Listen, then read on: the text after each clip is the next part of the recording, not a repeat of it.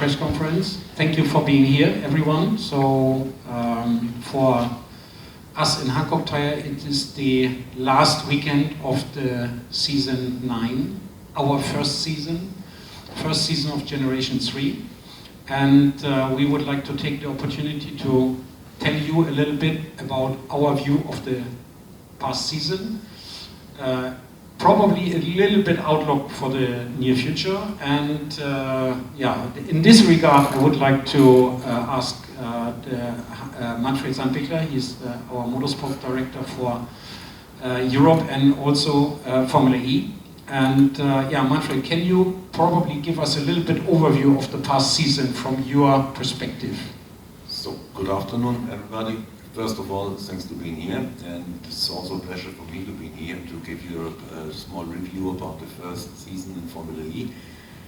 To make a long story short, I can make it in one sentence: we are more than happy because the season works very properly for us. We have no tire issues, no tire failures. We have so many different conditions, we have so many different race tracks, we have real race tracks, we have city cars, we have so many different, let me say, asphalt grounds and even concrete grounds. But this one you will hear later on from Thomas a little bit more in detail. From my point of view, from the first race in Mexico City until today, this is for me a short trip, even it's almost half year time, but it feels like this is 2-3 weeks, and we have a lot of races in between. Successful races in between, and as I said before, the most important thing is no tire failure, no issues. Yeah, thank you very much. I think this is quite understandable. I think most of you, even not all of you, have followed the whole season, either live on site or on TV screen and reported about it. So I think it was a remarkable first season for us. We had no, like Manfred said, some of you remember some heavy accidents we had, which are proving the cars will be very, very safe. On the other hand, we didn't even lose one tire in these heavy accidents. So tires were later on in use. We remember Pascal in India, heavy damage, and later on he did the race on the same tires, Thomas, I guess. Yeah, exactly. And that is what I would like to use the chance to introduce our chief engineer for the Formula E, Thomas Baldis. He will explain us a little bit season review from the technical point of view, and we have prepared a small chart. Thomas? Okay, so also from my side, from the technical side, warm welcome. Nice to be here on this really impressive track. And like Felix mentioned, we have, I would say, the best simulation which you can have worldwide for a tire like our product. We have it, okay, beside of the last 2 races behind us.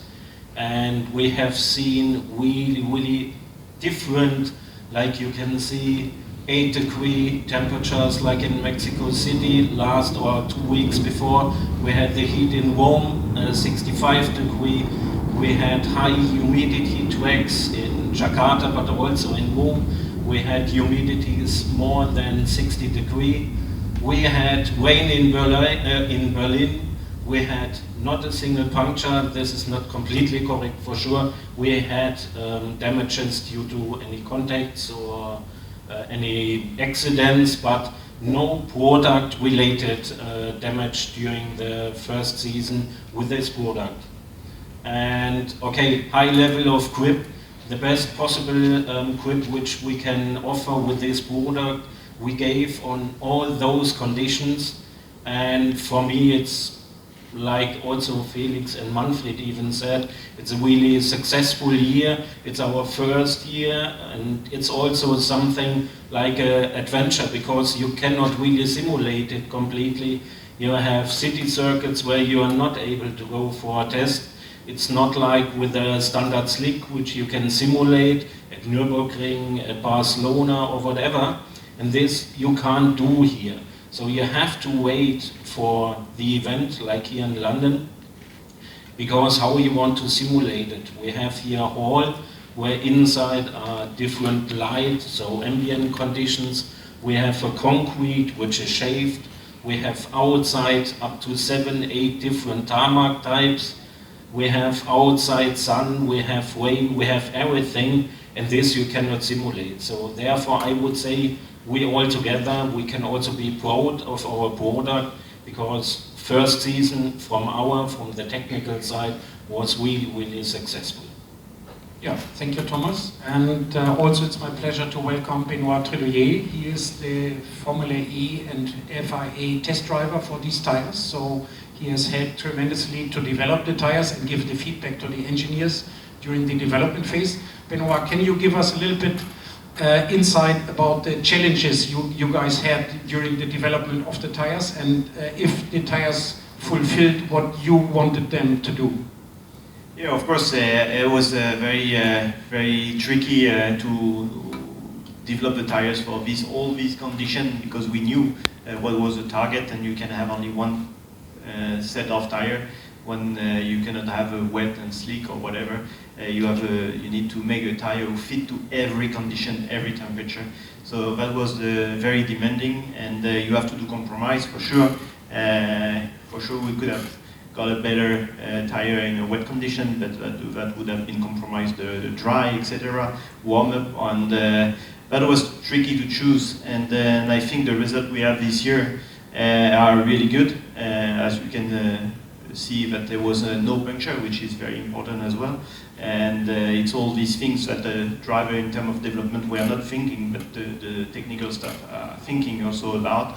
And to get the tire strong like it is, and with a high performance in every domain, is very tricky to do, and the target has been achieved for sure. We can always improve. This is something also that everybody knows. And but for a first year, like we have this year, I think it's really good result, and I'm pretty happy of what we have done.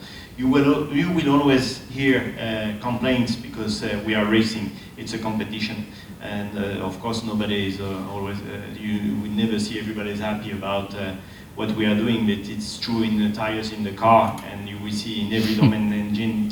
I mean, if we talk with Nico, and you are very kind, but you are same as everyone. As a driver, you are never happy. If you are happy, it means you are not a competitor enough.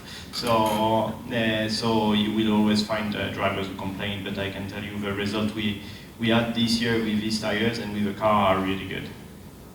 Thank you, Benoit, and that brings me to Nico. Welcome, Nico, and thanks for having time for us for the press conference. I think we prepared two images, which showing you in Berlin, and later on this is in Rome. Maybe you give us a little bit impression about from the driver's seat, from the hot driver's seat, how the tire supported you during the race. Because in Berlin you guys made the first starting grid, the first two positions with Ab Cupra, and in Rome you achieved a very good P6 overall in extreme heat. So just give us a little bit insight, how did you feel the tire in this season? Yeah, I've seen most of you already, so I don't need to say hello again, and I'm too kind anyway, so we straight go into it. So yeah, basically these were the two biggest extremes we had over the course of the whole season. Maybe we were a little bit better at exploiting the moist one, let's say, but in general, I mean, I understand, you know, especially when you start off with a complete new product, a complete new car, everybody kind of, you know, aims for max performance and only sees that. And but now looking back, I think taking these two extremes, which are very good examples, it is honestly, without trying to be kind, quite impressive that one tire can actually do a good job in both of those conditions. And I think Berlin was pretty extreme, because there we don't even drive on asphalt, it's concrete plates. The water is not being drained very well at all. You're driving through puddles everywhere. These cars, they do have a lot of power. When you come there with 350 kilowatt, trying to put the throttle down and finding the traction, it is really challenging. And actually, maybe for us a bit better than for others in that occasion, but it was working surprisingly well. And then in Rome, I think the best example is when you have the asphalt breaking up because of the heat, but the tire actually lasts for 2 days, pretty much.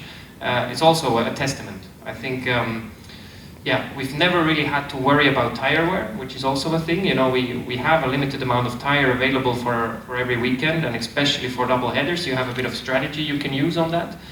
But the thought about, you know, we could run out of tires at some point because of wear has never been on top of our minds. So I think that is also a big testament for the product, and you know, we could actually focus on extracting pure maximum performance and didn't have to worry about reliability or wear. So I think that also has to be said, and with a bit of a wider picture, as Benoit says, without just looking at pure absolute performance, I have to say hats off. I think, pretty impressive what can be done with only one specific tire compound, tire specification. When you look at other series that have similarly performant cars, they need at least 3 different tires to go through a weekend that has a bit of changeable conditions, and we race from January to August with one exact tire, and I think that makes it pretty cool. Nico, I have one question, because you're much closer in the paddock than us. You're talking to your colleagues from the driver's seat and so on. Can you a little bit explain what is going on between the first race in Mexico, where the mood was, as you said before, the expectation was here, and then, okay, we are now, let me say, I have a different opinion or a different feeling. How does the mood inside the paddock change from the first round until today, from the driver's side? Quite a lot, but the thing is, you know, nobody will come and congratulate them. Nobody will go and say, your product is much better than we initially thought, or whatever. But when the voices disappear, it's a very good sign. And you know, people have realized, oh, okay, maybe you know, we can do a better job in exploiting the maximum out of the product. And they got to a range where they probably realized, you know, it's actually working pretty well. And we have conditions that will be completely different throughout the course of the season, and honestly, I'm positively surprised. Yes, when you go to Valencia and you know, you have in mind what you've done with an old car before, and you kind of look for the last little detail, you might think, it would have been nice to go through turn 1 with 10 kph more. But then over the course of the year, that kind of loses its complete relevance, and the focus shifts, and the mood, I think, in respect to the tire is good. I mean, I don't hear anyone complaining anymore since probably 6, 7, 8 weekends, so I think that's a good sign. This is exactly what I forecast during the first round in Mexico City. Let them talk at the beginning, and you will see it will change during the season. And now we are here, and so far I hear nothing since many rounds. Thank you so much. Let me take over again. I have one last question from my side, prepared to Manfred. Please tell us a little bit, Manfred, about the sustainable challenges we had. So you know, there are some facts given from the FIA, how many tires shall be used, how long they are lasting, and so on and so on. And it's not about saving money, it's about saving to the environment. This is exactly as Nico said before, that we know exactly what we have developed during our, let me say, development work. And we also are 100% aware about the life circle of the tire. And as Nico said, the tire is that good that you can even survive in Rome with one set of tire almost for 2 rounds. So that shows us that the tire is extremely reliable, the tire is extremely sustainable. So this is also one of the big goals we have to achieve here in Formula E. And I guess this job we have done in a very good way. And this is also the strategy which we are going for the future. Yeah, also we should say, maybe Thomas can tell us, we have up to 30% plant-based material in the tire. All tires will be fully recycled, so we are taking everything back and make new products out of it. Exactly. Nothing will be wasted, and that is also something like testament or a testament for sustainability in this racing series. And furthermore, the tire must achieve also very low rolling resistance. Means we can make more grip tires, a little bit more grip, then battery is not lasting as long. So we can make the tire, the race 10 laps shorter, and we can have a higher grip tire, but nobody wants that. So that is why also the reason why the tire has this performance overall, and we have to see the overall product performance, I think. And when everybody says, and Thomas can maybe add a little bit to this. Yeah, for sure. You have to see the overall package. So the tire has got to fit also not only to the tracks and everything, for sure most important to the car, and also to the package what FEO and FIA wants to have from us. And this, I think, we fulfilled also during the first year. And yeah, I would say a good package. Mission accomplished, Yeah, exactly. as we say. Let me pull in, this was also what Benoit said before during the development that we start. This was one of the major targets to fulfill exactly these targets, that the tire wear a long time under each condition, because, for example, when we have a tire used almost the whole race weekend and in the last 10 minutes heavy rain shower starts. This is also very important, that the tire is still ready for run under wet condition, even if it's the last 10 minutes of its life cycle. So therefore, this was one of the really, let me say, difficult works inside the development to prepare the right tire under all these conditions. And this is we have done very well. That become the man for our development team. And as you said, that we couldn't simulate everything, but we did our best, because I tell you, when we were racing in the nice condition, then they wet the track. You know, it's like today we had a good condition and the track was full wet, and then you have to drive on the wet. With used tire, and we couldn't simulate every asphalt and everything, but we did our best to try everything we could. Yeah, thank you everybody. One last question from my side, Nico. Maybe some of the media would like to know, how is the driving here in the accident?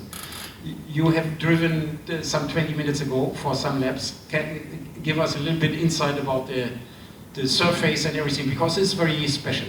It is, yeah. For me, it's also been my first laps around here, or through here, if you want to call it that way. And yeah, the asphalt changes a lot. You've mentioned it before. You have this sandpaper style grated concrete or whatever it is. I don't really know, but there's a lot of grip on that, and it makes the tire work quickly as well. You know, that helps to switch it on quite early on in the run. And then you go out of the hall. And especially turn 4, 5 is actually probably the slipperiest one, so, or maybe it just feels like that because you come from the very high grip, and the asphalt changes many times over the course of the lap. You have a complete new, pretty smooth and clean asphalt in turn 16, so you know, the feeling changes pretty much corner by corner, if not within the corner. Yeah, for me it's been a first taste of it, but now we're focusing on kind of optimizing, finding the best compromise for the whole lap, and making sure the tire's in the right working window, the car setup is getting us there, and you know, using all our software tools to make the car as drivable and as fast as possible. And any tip for our media colleagues, which could be the most important corner in the Saturday or Sunday?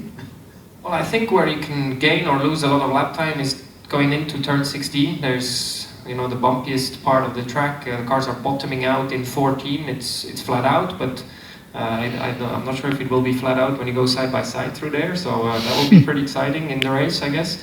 And then you know, breaking into attack mode there to get that right will be tricky. I think you can overtake in theory, but the track is very narrow, so I expect a lot of action in that part of the track. Okay, then thank you for the